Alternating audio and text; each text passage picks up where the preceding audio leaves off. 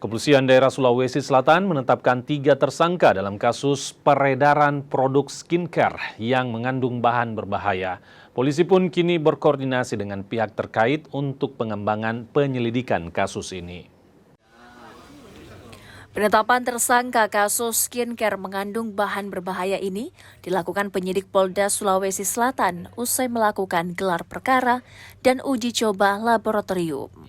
3 orang yang ditetapkan tersangka masing-masing inisial MH, AS, dan juga FS. Ketiganya diduga bertanggung jawab atas produk skincare mengandung bahan berbahaya seperti merkuri. Para tersangka diduga melanggar undang-undang tentang perlindungan konsumen dan undang-undang kesehatan. 3 kategori itu karena tergantung lokus deliktinya. Lokus delikti yang mana skincare yang kita datangi itu yang positif, seperti itu aja. Kemarin ada 6. Ada 6 tapi 3 tempat aja yang.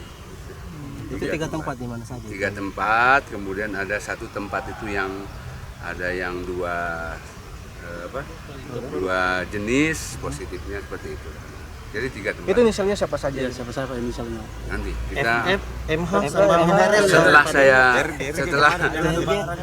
setelah saya selesai gelar perkara penetapan tersangka baru saya teken, baru saya kasih tahu teman-teman. Berarti sudah tersangka ini yang asas praduga tak bersalah ya.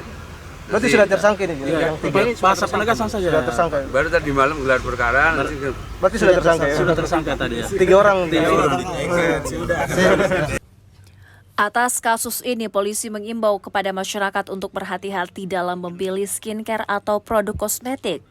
Polisi pun kini terus berkoordinasi dengan instansi terkait untuk mengusut tuntas peredaran skincare ilegal dan berbahaya.